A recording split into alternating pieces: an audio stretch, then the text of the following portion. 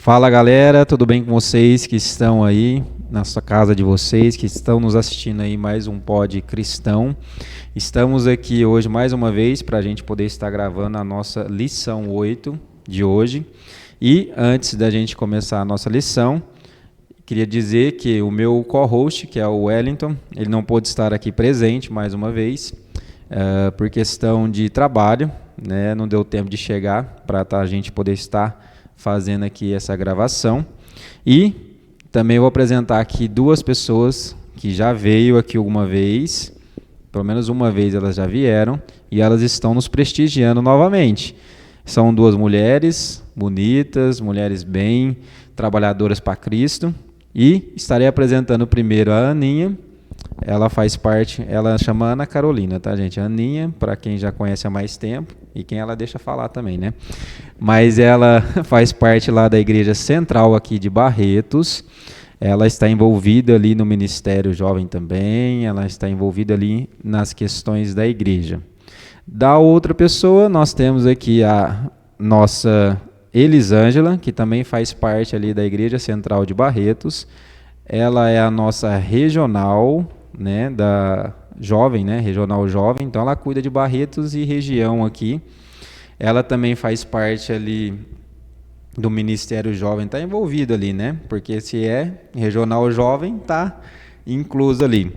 O que eu não disse para vocês é que elas cantam muito bem, então se você quiser que elas cantem na cidade de vocês, na igreja de vocês, é só mandar mensagem para elas, que elas estão à disposição para estar cantando. Queria que vocês dessem um oi para a galera aí, para que eles possam conhecer vocês. Bom, como o Jonas já falou, meu nome é Ana Carolina, estou aqui pela segunda vez, é um prazer estar aqui. A gente ama falar sobre a Bíblia, e principalmente a lição, ela está trazendo temas maravilhosos, né? A gente pode estudar e pode perceber isso, então nós vamos estudar um pouquinho esta noite. Maravilha! Oi, gente! Espero que vocês estejam bem, cada um de vocês aí. Também, mais uma vez aqui, muito feliz pelo convite.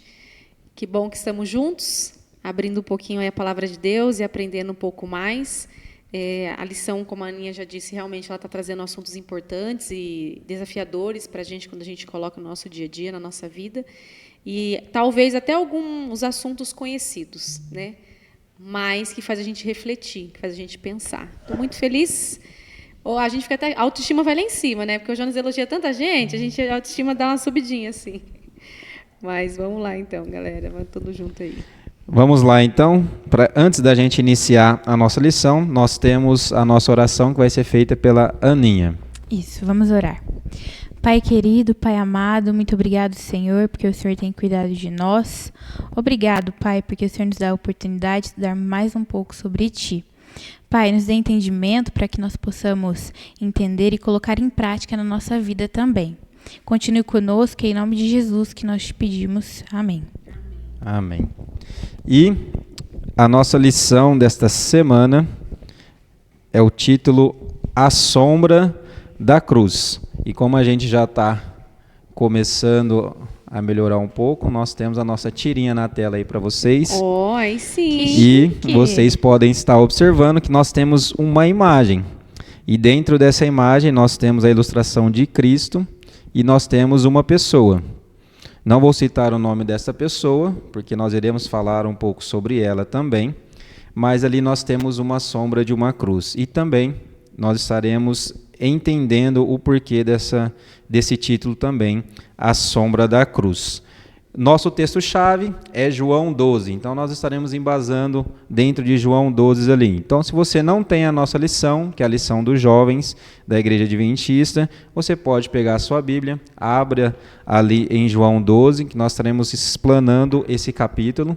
Obviamente, nós temos outros textos que talvez nós estaremos lendo e nós estaremos falando para você, mas deixa lá em João 12, que você vai entender um pouco do que nós estamos falando aqui. Vocês têm algum comentário para falar sobre sábado? Quando a gente olha a figurinha, né, estava aí na tela para vocês, é interessante pensar que parece um quadro, né? Como se tivesse alguém pintando ali, uma moldura. Então tem a moldurinha ali como se fosse um quadro na parede. E aí, quando a gente olha assim, uma coisa que me vem à mente é que muitas das vezes, talvez a gente no dia a dia, acha que a palavra de Deus é isso, é um quadro para a gente observar, né? Ele é algo para a gente ler e falar, nossa, que bonito, né? E a lição, né, desse trimestre ela vem mostrando justamente ao contrário, que é algo para a gente ser vivido, não é algo para se observar, aprender e viver, mesmo com situações que aconteceram lá no passado. Então, achei interessante que é uma moldurinha de um quadro, mas que tem muita coisa. Tem 2 pessoas, uma cruz, uma cadeira, uma luz, né? Bem bacana aí quem fez a ilustração, trazendo essa... E a gente pode tirar várias reflexões aqui desse momento. Muito bem. Aninha, alguma coisa? Não, eu só achei interessante, né? Porque a gente vai abordar durante a semana, mas a gente vê Jesus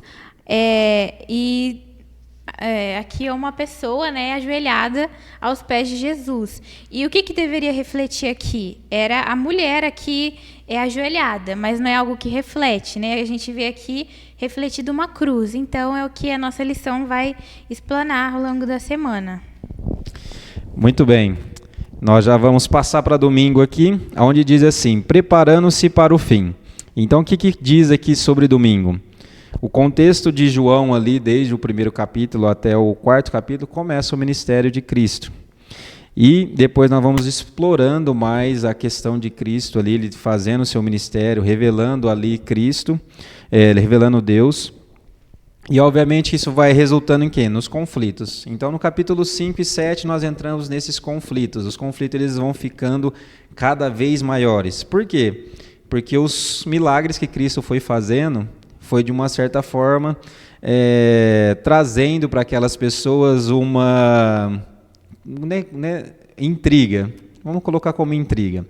Uma intriga para aquelas pessoas, por quê? Porque eles tinham quem eram os da lei daquele tempo e eles queriam que as pessoas o seguissem, né? E veio uma pessoa que veio mudando todo esse contexto que eles seguiam e mostrando de uma forma diferente. Então ali começou a acontecer os conflitos. E chegamos em João 12. Na nossa lição anterior, se você não assistiu, nós falamos sobre João 11, que fala um pouco também, nós estaremos citando, sobre Lázaro. E João 12, ele é dividido em 4 partes, 4 seções. Primeiro, é a pessoa que lavou os pés de Jesus, que é Maria. Segundo, nós temos ali a entrada triunfal em Jerusalém. E de 12 a 19. Então, de 1 a 11, nós temos ali a questão de Maria, que nós vamos entender mais à frente aí sobre a questão desse lava-pés aí. De 12 a 19, nós temos a entrada triunfal em Jerusalém. E depois do 20 ao 36, temos as interações com a multidão. E do 36 ao 50, nós temos uma reflexão e reações do povo a Jesus. Então, assim, essa lição ela é muito interessante. Por quê? Porque o capítulo 11 ele conta sobre a ressurreição ali de Lázaro, e isso ocasionou uma extraordinária ali, tanto na parte de as pessoas seguirem a Cristo, como da parte das pessoas que não queriam seguir, como os fariseus, e nós vamos entender mais em relação a isso. E eu queria deixar aqui assim, que João ele foi descrevendo tão certo que ele descreveu as 3 festas de Páscoa. E nessas 3 festas são os 3 anos, e nós temos os 3 anos e meio que foi o ministério de Cristo nessa terra. Então é bem interessante essa descrição, porque é detalhado, né? João ele detalhou muitas coisas que os outros evangelhos não detalharam tanto. Então nós vamos entender um pouco mais sobre essa questão. Alguém tem algum comentário sobre domingo? Sim, aqui eu gosto da lição. Então toda segunda-feira tem ali em cima o contexto.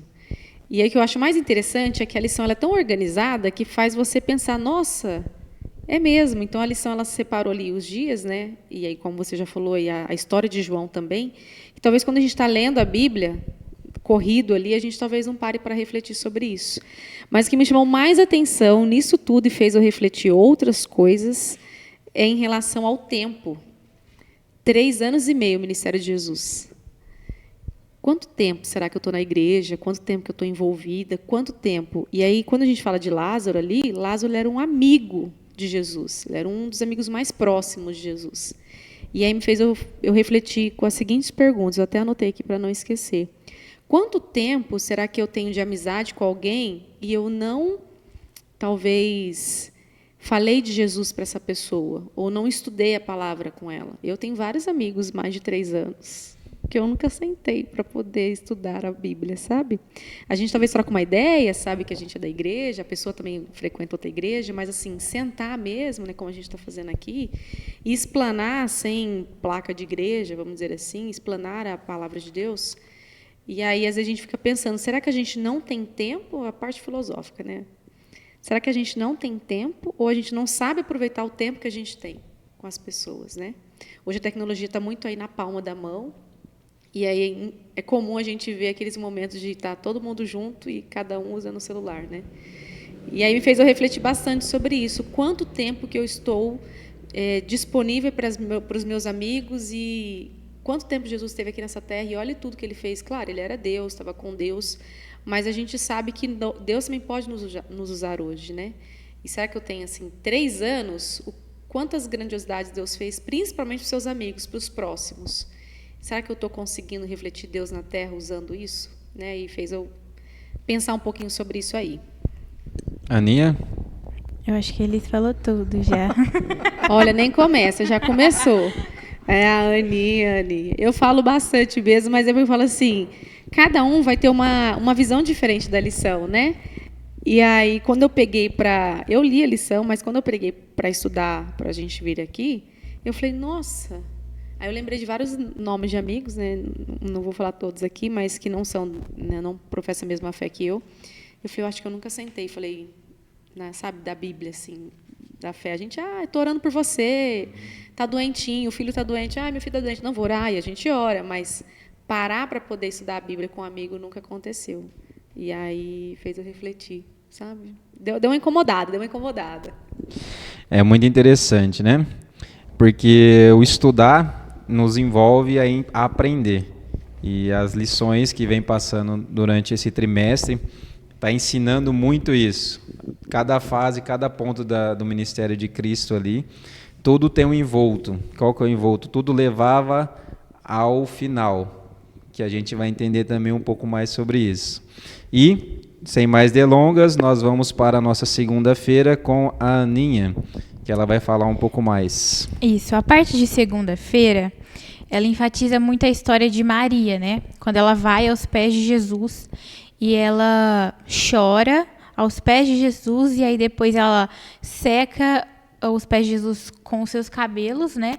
Depois ela unge os pés de Jesus com um perfume. E a Bíblia diz, né? A Bíblia relata que era um perfume que equivalia a 1 ano de trabalho. Então não era qualquer coisa. Eu estava assistindo o podcast do Rodrigo Silva, onde ele estava explicando alguns pontos muito interessantes sobre Maria, né? Sobre aquele tempo. E um deles, haviam alguns protocolos que eles seguiam na época para dar boas-vindas para os visitantes, quando eles chegavam nas casas. Quando eles chegavam lá, o anfitrião ele dava umas boas-vindas de algumas formas. E a primeira delas era pegar uma bacia de água e entregar para aquela pessoa para que ela pudesse lavar os pés, para que ela pudesse refrescar. Até porque naquele tempo era um tempo muito calor. Então, a gente sabe que alguns pontos, né, do nosso corpo, algumas extremidades do nosso corpo são responsáveis por regular a nossa temperatura. Então, eles pegavam essa bacia e entregavam para o visitante para que ele pudesse refrescar, né, lavar os seus pés. E poderia ser feito também de 2 maneiras. A primeira delas era dar a bacia para ele, que ele lavasse seus pés. A segunda maneira era que o anfitrião chamasse um dos seus empregados e que esse empregado lavasse o pé do visitante. Mas, assim, isso seria o mais baixo dos empregados. Não era uma coisa assim que qualquer empregado fazia. Até porque uma das leis deles eram essa daqui, ó, que fala assim, ó. O empregado tem a honra de obedecer ao seu senhor em tudo, menos tirar-lhe a sandália. Então, os empregados tinham que obedecer ele em tudo. Mas eles não tinham esse dever de lavar o pé do visitante, por exemplo. Então, era algo muito baixo, né? Só para a gente começar. E haviam alguns outros costumes. Dentre eles, eu marquei aqui que eu achei muito interessante, que era ungir a cabeça. Eles pegavam um óleo e ungiam a cabeça daquele visitante para que ele pudesse ficar perfumado. Eles tinham que pronunciar uma bênção sobre aquela pessoa. Convidar para jantar era o terceiro ponto. E o quarto era saudar com ósculos santos, que era beijar a face, né, daquela pessoa.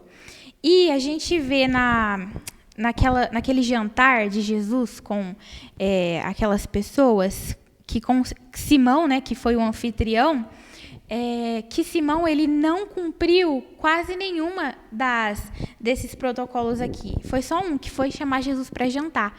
Mas Simão ele não tinha oferecido a bacia para que Jesus pudesse lavar os seus pés, nada disso. Até eu queria ler com vocês Lucas 7:44, que fala assim, que foi o que eu expliquei para vocês. E voltando-se para a mulher, disse a Simão: Vês tu esta mulher? Entrei em tua casa e não me deste água para os meus pés, mas desta rogou-me os pés com lágrimas e nos enxugou com seus cabelos. Não me deste ósculos, mas esta deste, desde que entrou, não tem cessado de me beijar os pés. Não me ungistes a cabeça com óleo, mas esta ungiu-me os pés com um urgento. Por isso te digo que os seus muitos pecados lhe são perdoados, porque muito amou, mas aquele a quem pouco é perdoado, pouco ama. Então, a gente percebe todos esses pontos que eu expliquei para vocês, e aí a gente para pensar, né? Será que Simão realmente estava interessado falar assim, nossa, esse é Jesus, é o rei que veio aqui? Ou será que ele queria, assim, especular? Será que ele estava realmente de coração aberto? A gente vê aqui que muito provavelmente não, né? Então, é para a gente parar para refletir. Até tem uma outra pergunta aqui que fala assim, na parte de segunda. O que você tem dado a Jesus? Será que a gente tem dado o melhor como Maria deu? Ou será que a gente tem dado o mínimo? E não é só questão financeira, mas assim, o nosso tempo. Será que a gente tem dado realmente o nosso tempo, assim, tem doado todo o nosso tempo para Deus, ou pelo menos boa parte dele?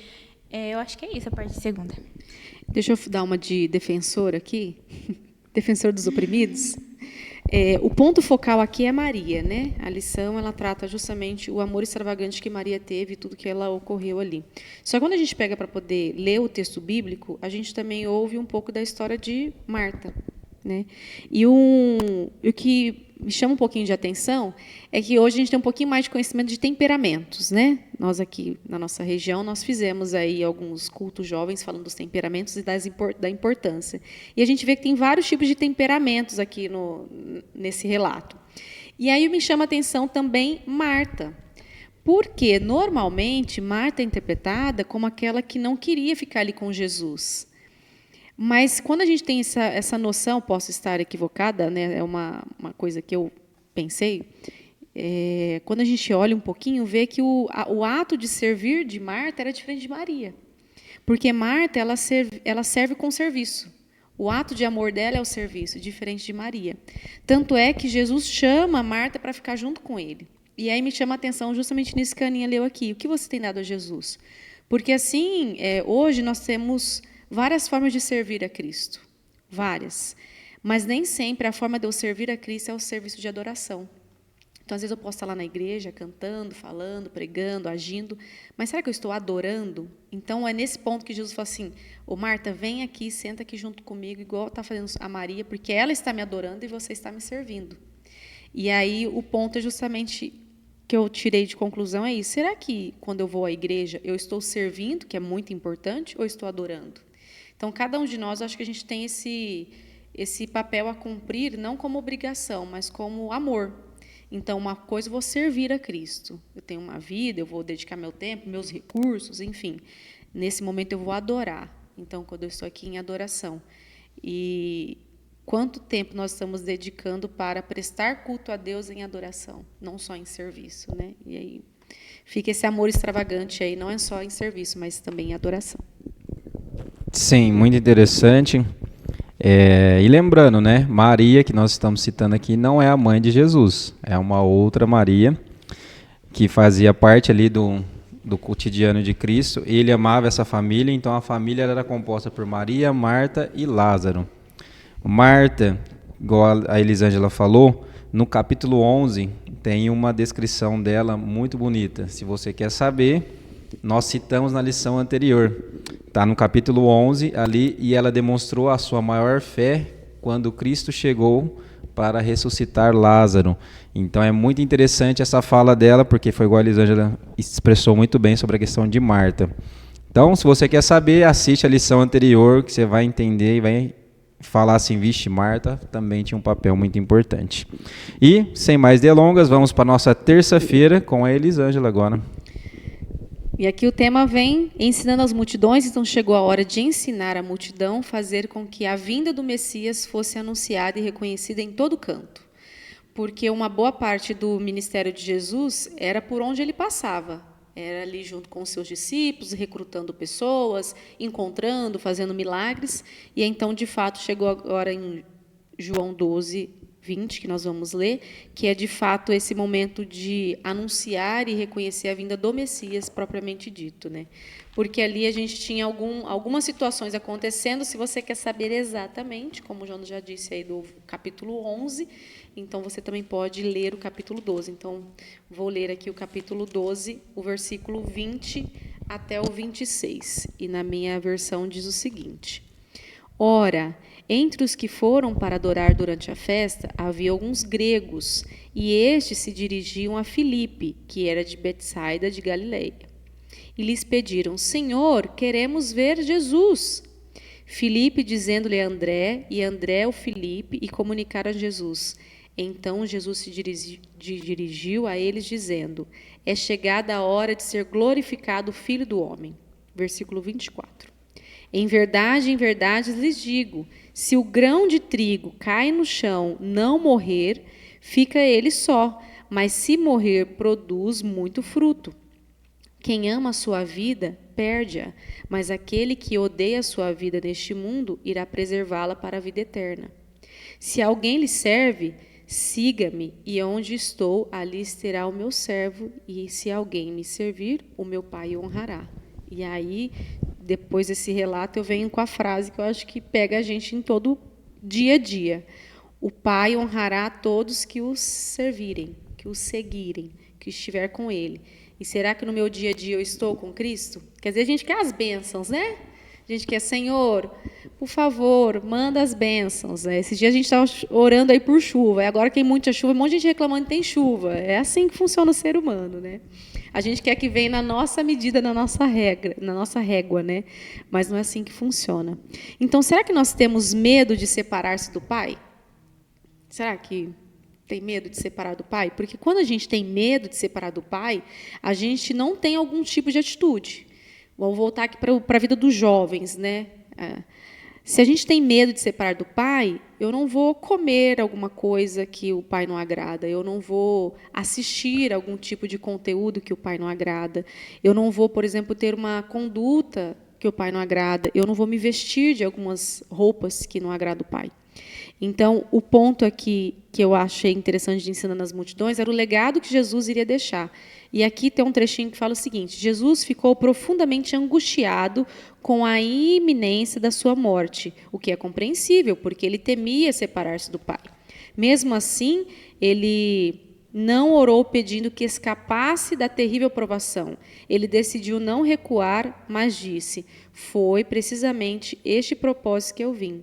Qual que é o propósito que nós temos aqui na Terra?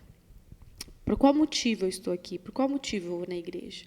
A gente ouve, pelo menos eu, que estou na igreja desde pequena, que a gente tem que fazer discípulos, dar estudo bíblicos e trazer pessoas para Cristo. Mas eu acho que o ponto crucial é mostrar Jesus de uma forma. Não é nem trazer, talvez, a pessoa para a nossa fé religiosa, mas mostrar que existe um Deus, que esse Deus que liberta, que existe o pecado, que existe o mal, e esse mal ele condena, que a gente tem uma vida eterna para ser vivida. Enquanto essa vida eterna não está disponível, de fato, para nós, porque Jesus ainda não voltou, o que eu vou fazer nesse percurso, nessa trajetória, né? E aqui tem o trechinho está grifado assim de azul na nossa lição, que fala assim, ó, conforme Jesus revelou o amor de Deus por meio do seu sacrifício, Satanás e a sua crueldade egoísta foram totalmente deslaceradas. Porém, o mal existe, está aqui no nosso meio. A gente sabe que ele não vai ter reino, né? Que ele não tem chance dele reinar. Ok, mas ele ainda está aqui, porque Jesus ainda não veio para de fato consumar. E que amor que eu estou revelando para as pessoas ao meu redor. Eu brinco assim, que é fácil ser cristão, ser evangélico no dia a dia dentro da igreja, igual a gente está aqui. Aqui é fácil, que a gente está falando de Jesus, meus pensamentos ruins não estão aqui, eu não vou ter alguma conduta, mas no dia a dia, no trabalho, na escola, nos afazeres, em casa, com o marido, com criança, é onde que as provações vêm. E qual é o tipo de conduta que eu estou mostrando para os outros, né? Quais são as atitudes do meu dia a dia que faz com que eu me afaste de Deus? Mas Deus é um Deus de grandes possibilidades. A gente se afasta, pede perdão e Ele aceita a gente de braços abertos. Então, ensinando as multidões não é só para Jesus naquela época, é para nós hoje aqui também. Quer falar alguma coisa, Aninha? Não, eu ia falar o que eles falaram no começo, mas eu já esqueci. Ô, Aninha, isso não vale, ó, vai ficar toda hora assim. Então você pode me interromper, falar, Não, deixa eu fazer um comentário. Não, Elis falou tudo muito bonito, tá certo. Vamos lá, tem só um comentário aqui, hein? Ou vários comentários, mas o que eu achei interessante, que a Elis comentou, que o mesmo ensinamento lá que Cristo estava passando para aquelas pessoas e o inimigo estava tentando aquelas pessoas, acontece no nosso cotidiano. Só que nós sabemos que hoje nós entendemos um pouco mais sobre a questão do inimigo, sobre Satanás, porque Cristo foi ali e começou a revelá-lo a cada instante, a cada momento ali do seu ministério. Por mais que não seria grandioso, né, assim como auditório, onde tinha uma questão de muitas pessoas gigantescas aqui e tal, mas tinha um propósito. E o propósito, ele foi indo aos poucos e foi incomodando. E hoje, nós como pregadores da palavra, se nós continuarmos a fazer aquilo que Deus pediu para que pudéssemos fazer, nós vamos começar a incomodar. E nós sabemos que o tempo do fim, ele vai acontecer porque nós estaremos incomodando as pessoas, os grandes, né, dos reinos aí grandes. E eles vão fazer o quê? Como aconteceu na época de Jesus, eles vão perseguir. Eles vão fazer o quê? Orquestrar. Eles vão o quê? Planejar. O quê? A morte. Vão planejar a nossa morte. Por quê? Porque nós estamos fazendo o quê? Trazendo pessoas para Cristo. Então, isso acaba incomodando.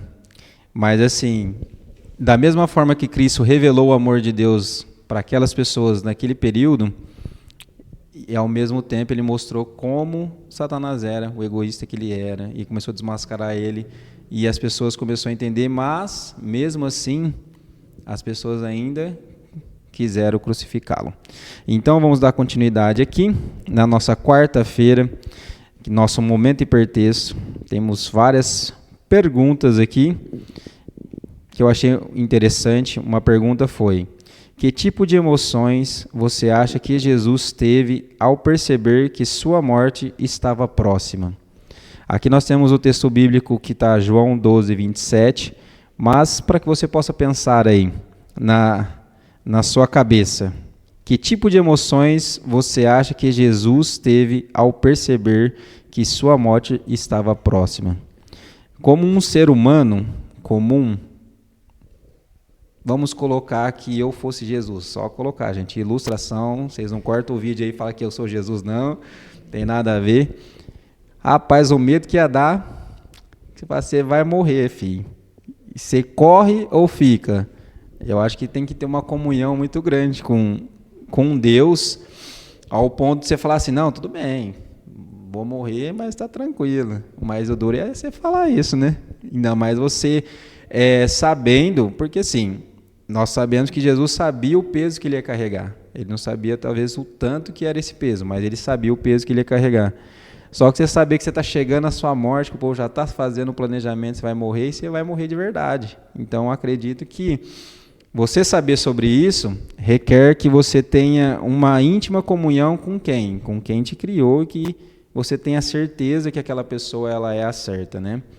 Então, eu acredito que houve assim bastante emoções ali de Jesus, até porque Jesus ele era um ser humano, ele chegou a chorar, porque ele chorou na questão de Lázaro ali, que, na nossa lição anterior.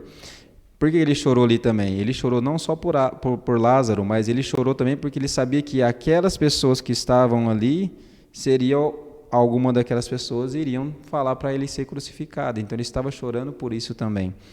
Então, emoções. Elisângela quer falar alguma coisa? O próprio texto aí fala que ele estava angustiado. E aqui na nossa lição, um trechinho aqui de terça, fazendo um link aí, fala que ele temia. Mas eu acho que ele não tinha medo da morte em si, né? Mas ele temia, após a morte, separar do Pai para sempre. Ele temia, como diz, a gente fez falei uma frase que talvez não cairia bem, porque não existe vida após a morte. Né? Então, só corrigindo aí, vocês vão achar que tem vida após a morte. Mas ele temia muito. E o ato de amor de Cristo era atrair todos, não para ele, mas para o Pai. E ele entendeu isso, por isso que ele não fugiu. No verso 27, como você disse, fala assim, agora minha alma está angustiada. Mas não é essa angústia que a gente tem aqui. É uma angústia de dor, de sofrimento. Minha alma está angustiada, é uma dor de alma. E por quê ele estava angustiado? E ele ainda fala assim, e mesmo eu estando angustiado, eu não vou pedir para Deus passar o cálice de mim, não vou pedir para Deus evitar tudo isso. Eu simplesmente vou cumprir o meu papel, o meu propósito. Né? Então, eu acho assim... Colocando para nós hoje, por mais que a gente possa imaginar, só no céu que a gente vai saber exatamente como ficou o coração dele ali, né, Aninha? Porque é diferente de você ter um diagnóstico de uma doença e o médico fala assim, olha, você está muito doente, tem risco de morte, mas tem cura, então nós vamos te tratar. E aí você tem aquela esperança no coração de, poxa vida, vamos lá, eu vou conseguir e se cura. Ali a morte era certa. Poderia, né, a gente sabe a história depois de 3 dias ressuscitar, mas e todo o sofrimento, toda a dor? Tinha que vir para ser cumprido tudo o que aconteceu. E talvez se fosse qualquer um outro na pele de Jesus, de novo, não colocando nós nessa situação, porque a gente é miseráveis, então nós não temos como nem sequer pensar nisso tudo, acho que muitos seriam desistidos. Até eu falo dos discípulos que estavam ali vivendo com eles, né? Que via a glória de Deus, que via as coisas acontecendo. Talvez iria desistir naquele momento. Né? Isso aí. E uma outra pergunta que eu também achei interessante, que é, o que significa andar na luz? João 12, 35 e 36 nos dá a resposta. E nós temos uma outra pergunta. Se você está longe da luz, como poderá encontrar o caminho de volta para ela? Vamos ler então lá, João 12, 35 e 36, que diz assim, Jesus respondeu, ainda por um pouco a luz estará com vocês. Ande enquanto vocês têm a luz, para que não sejam surpreendidos pelas trevas. E quem anda nas trevas não sabe para onde vai. Enquanto vocês têm a luz, creiam na luz, para que se tornem filhos da luz. Qual que é essa ilustração? E qual que é a questão de nós estarmos longe da luz? É nós estarmos longe de Deus. Quando nós estamos longe de Deus, as trevas elas não dominam, né? Nós somos dominados por ela e nós fazemos coisas que nós não costumávamos fazer e nós achamos que isso está nos levando a algum lugar aonde não está. E quando você é luz e você caminha pela luz, você consegue enxergar os buracos, você consegue enxergar as árvores. E no escuro? Já andou no escuro sem luz? A chance de você cair é 99%. Ainda mais se você não tiver noção. Porque realmente nós não temos a escuridão plena. Porque se mesmo nós estivermos na escuridão, ainda assim é capaz que Deus nos mande a lua para iluminar o nosso caminho.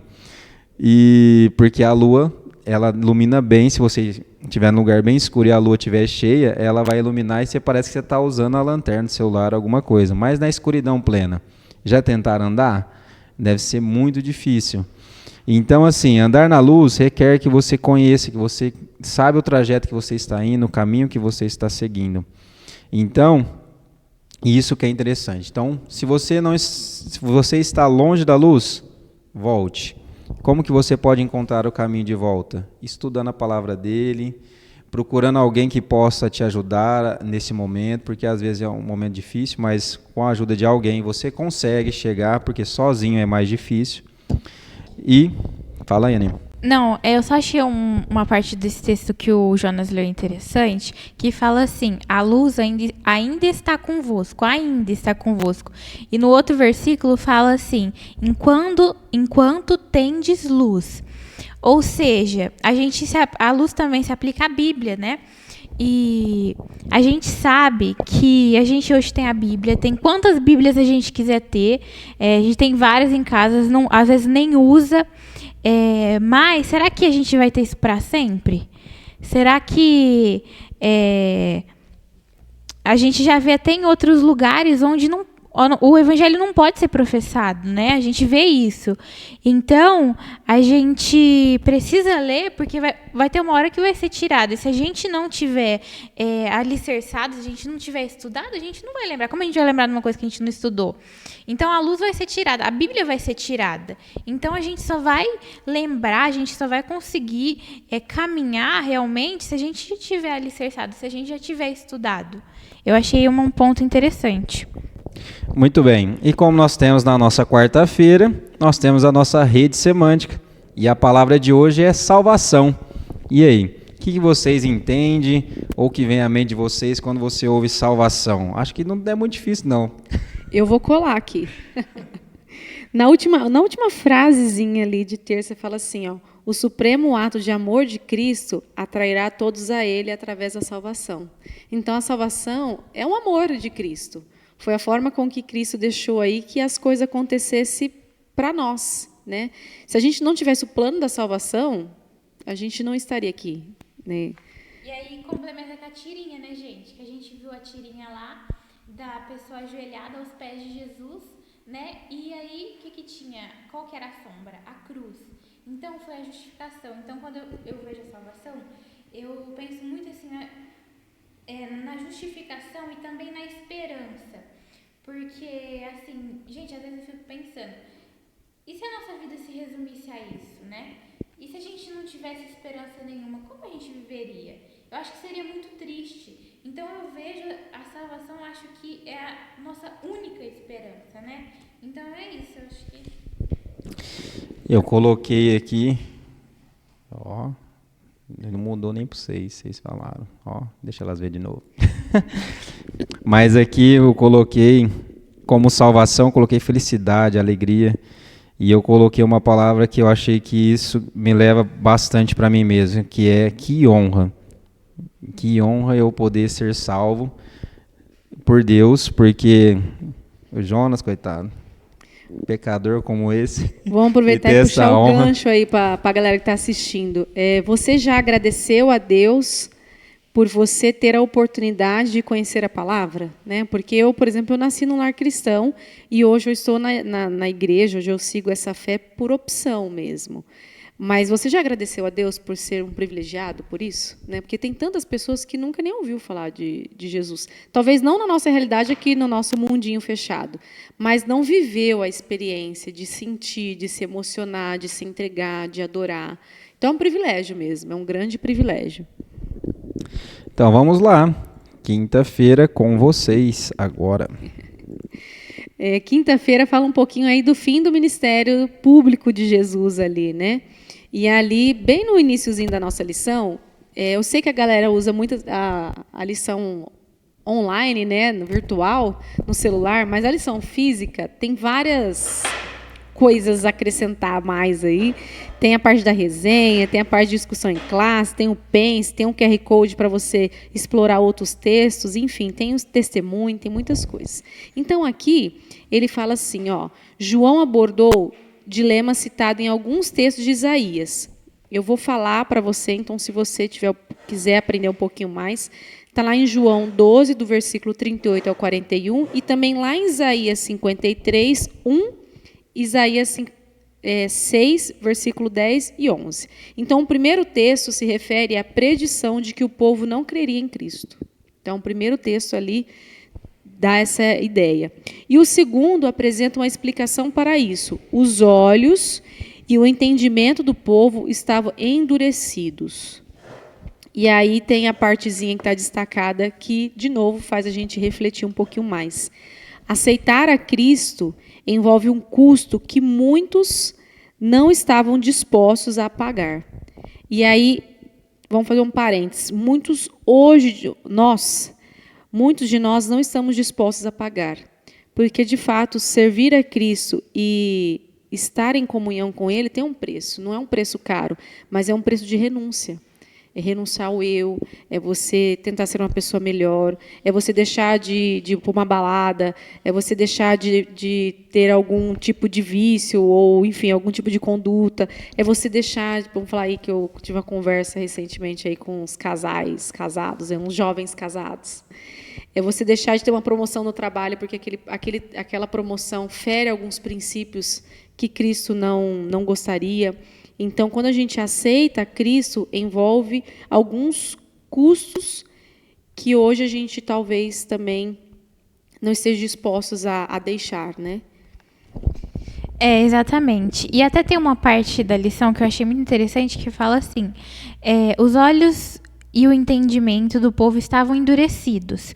Alguns líderes responderam com fé. No entanto, o medo da zombaria ou de perderem suas posições sociais impediu muitos de expressarem abertamente sua fé. E eu trago para os dias de hoje, assim, quantas vezes a gente negocia os nossos valores por tão pouco, né? E eu até estava pensando, quando a gente pensa na crucificação de Jesus, né? A gente fala assim, gente, como que as pessoas tiveram coragem de crucificar Jesus, né? A gente fica pensando isso.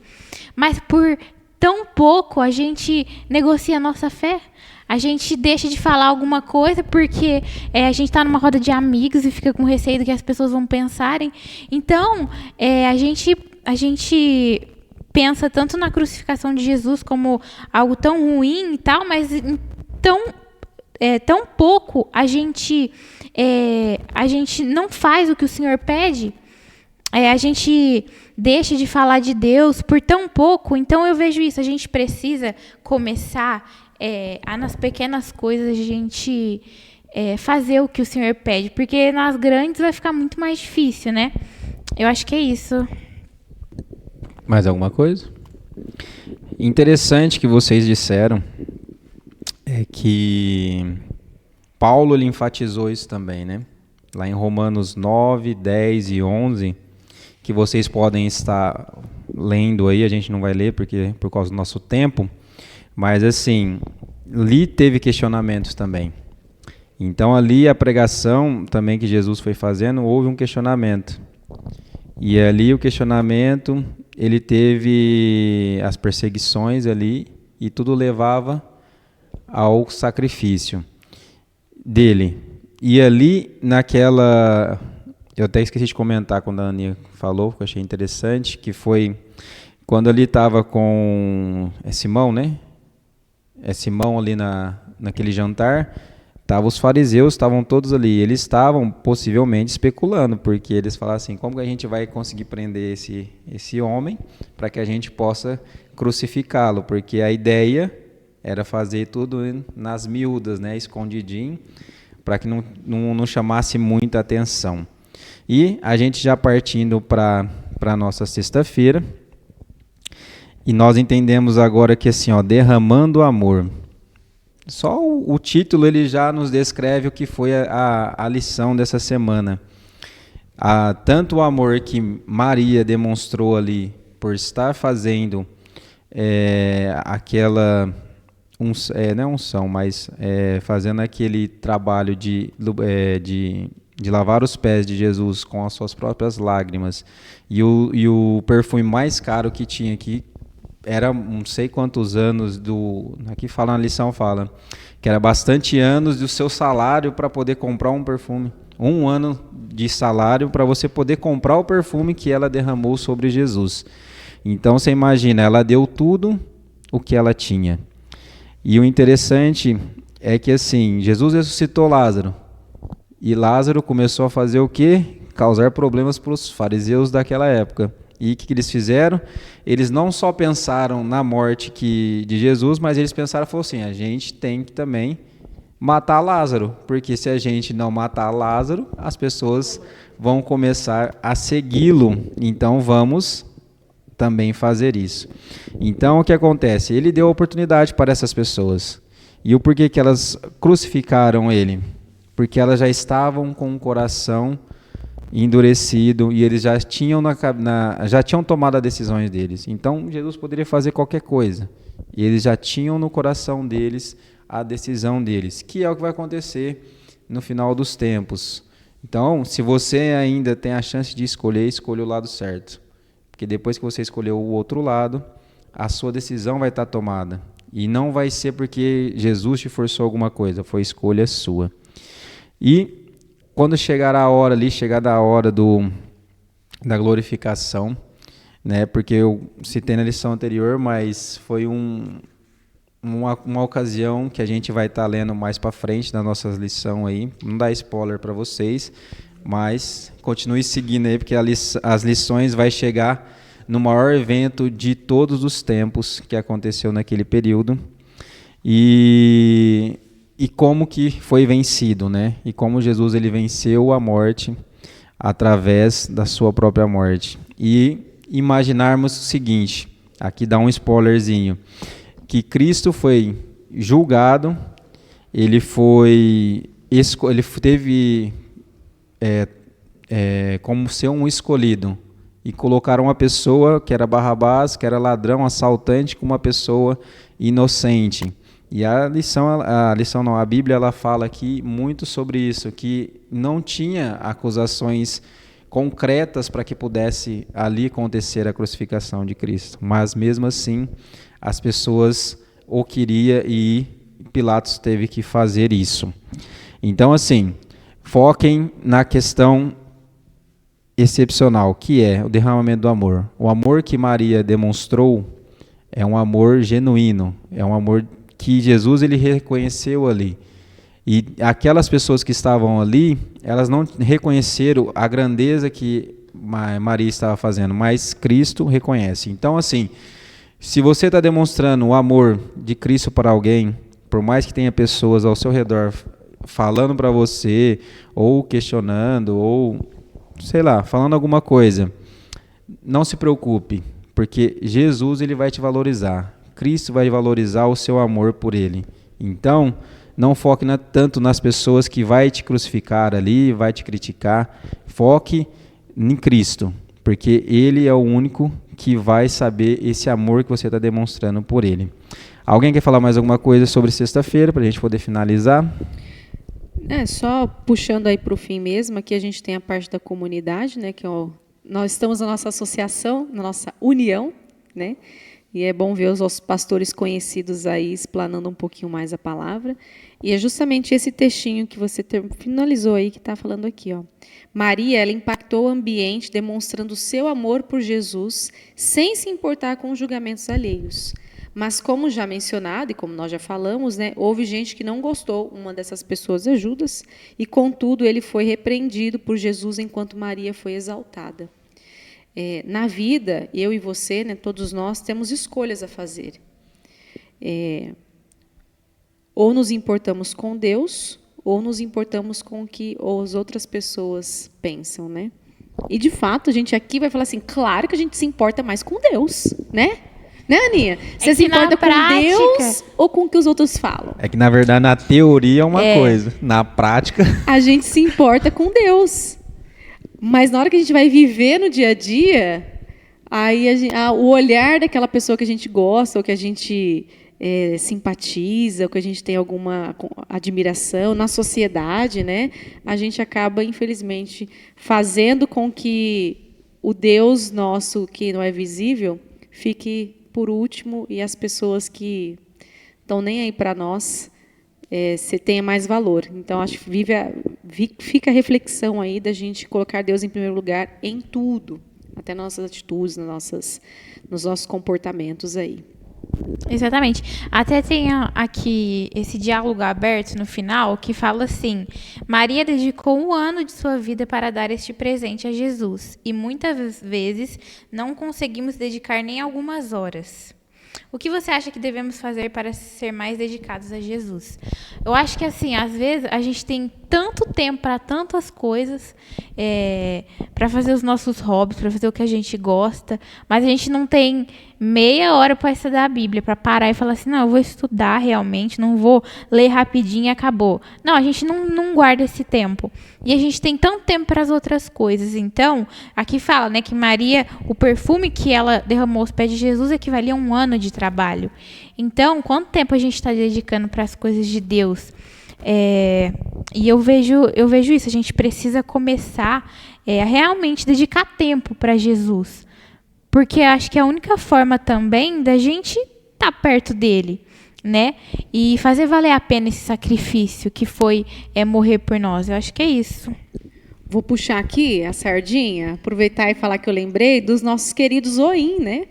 Que é os jovens que dedicam um ano da sua vida para poder pregar o evangelho e trabalhar. A gente tem aqui na nossa região, na região 1, a gente tem aí o OIM lá em Novo Horizonte. Um abraço, um beijo para vocês, meninos. A gente sempre está trocando algumas mensagens, mas com alguns, né? A gente tem uma simpatia ali com as meninas, mas fica aí também vamos dizer assim, essa provocação para você que quer dedicar 1 ano da sua vida. Tá um OIM aí disponível na nossa associação, todo ano acontece. E o Felipe, o Vitor, que, né? Lohane, que aqui do nosso distrito participaram, estão super bem, felizes. E, assim, teve só bênção, né? Claro que a gente não tem que participar para ter recompensa, mas a vida deles 3, que a gente acompanha bem de perto, teve só bênção após o OIM. Então, já fica essa deixa aí que mais tem privilégios do que mata, vamos dizer assim. Não, muito bem. Porque o privilégio de pregar o evangelho e Deus capacita, né? Deus conduz tudo que está dentro do planejamento. Vou pedir. Não é fácil. Não é fácil. Se fosse fácil, estava todo mundo lá já fazendo. Vou pedir para a Elisângela orar para nós para finalizarmos. Queridos, vamos orar então. Pai, muito obrigado, Senhor, porque nós separamos esse tempinho para falar da Tua palavra, aprender e refletir um pouco mais sobre Ti. Que essas palavras que nós falamos, nós lemos e ouvimos um dos outros aqui, seja feito o dia a dia da nossa vida. Que a gente possa aprender a dedicar mais tempo para Ti. Não pensando na recompensa que certamente virá, nas bênçãos que virá, mas sim no ato de adoração e serviço, ó Pai. Nós precisamos levar o Evangelho a outras pessoas que carecem de Ti. Por isso nós pedimos, Seu Santo Espírito habite em nós. Habite nas pessoas que estão ouvindo o nosso podcast e abençoa esse ministério que os meninos estão realizando, que o podcast cristão venha ser bênção na vida de alguém e que essa pessoa possa fazer diferença e assim nós possamos ser sal nessa terra. Cuide de nós, perdoe todos os nossos pecados, nos livre de todo mal e nos fortaleça, nos fortifique, porque nós precisamos e carecemos da Tua misericórdia. É tudo que nós te pedimos e te agradecemos, em nome de Jesus. Amém. Amém. E você que ficou até aí, muito obrigado pela sua presença. Já curte, já compartilha aí com os nossos amigos. Compartilhe com os nossos amigos, não. Compartilhe com os seus amigos.